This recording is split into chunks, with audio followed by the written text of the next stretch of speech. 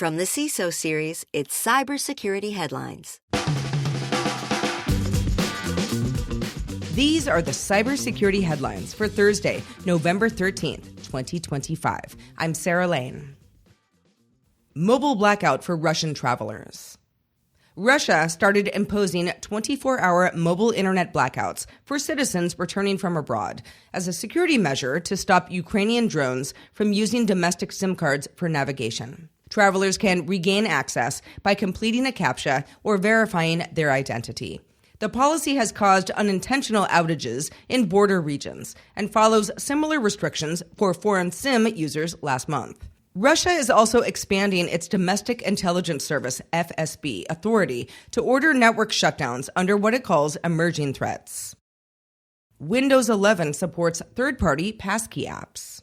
Microsoft's November Windows 11 update adds native support for third-party passkey managers, starting with 1Password and Bitwarden, which is currently in beta. The update introduces a new passkey API developed with these companies to expand passwordless authentication options. Users can now store and manage passkeys through Windows Hello or supported apps, protected by Azure's hardware security modules. Microsoft also integrated its own password manager from Edge directly into Windows. Synology patches BeeStation RCE flaw. Synology patched a critical remote execution flaw in its BeeStation devices, first demonstrated at Pwn2Own Ireland 2025. The bug stemmed from improper buffer size checks that let attackers run arbitrary code remotely. Users should update to BeeStation OS version 1.3.2-65648 or later. The competition awarded a total of $1,024,750 for 73 zero days, with the summoning team winning Master of Pwn. Taiwanese firm QNAP also patched several 0 days revealed at the event. Amazon pins Cisco Citrix attacks to APT Group. Amazon's threat intelligence team reported that an advanced persistent threat group exploited zero-day vulnerabilities in Cisco Identity Services Engine and Citrix NetScaler before the vendors disclosed and patched them over the summer. The attackers used custom malware and backdoors tailored to Cisco ISE, likely for long-term espionage. Amazon traced exploitation back to May and alerted Cisco, while Citrix Bleed 2 was added to CISA's known exploited vulnerabilities catalog in July. Huge thanks to our sponsor, Vanta. What is your 2 a.m. security worry? Is it, do I have the right controls in place? Or are my vendors secure? Or the scary one, how do I get out from under these old tools and manual processes? Enter Vanta. Vanta automates manual work so you can stop sweating over spreadsheets, chasing audit evidence, and filling out endless questionnaires. Vanta's trust management platform continuously monitors your systems, centralizes your data, and simplifies your security at scale. It also fits right into your workflows, using AI to streamline evidence collection, flag risks, and keep your program audit ready all the time. With Vanta, you get everything you need to move faster, scale confidently, and get back to sleep. Get started at vanta.com/headlines. New Danabot Windows version emerges.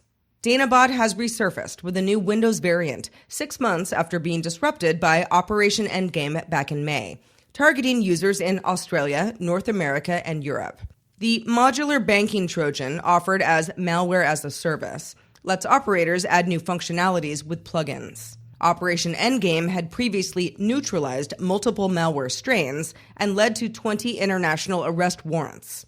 Zscaler Threat Labs identified that campaigns' command and control servers and wallet addresses and shared associated indicators of compromise. UK unveils new cybersecurity bill. The British government introduced its long-delayed Cybersecurity and Resilience Bill, which would impose strict standards and large fines on critical infrastructure and digital service providers that fail to protect against cyber attacks.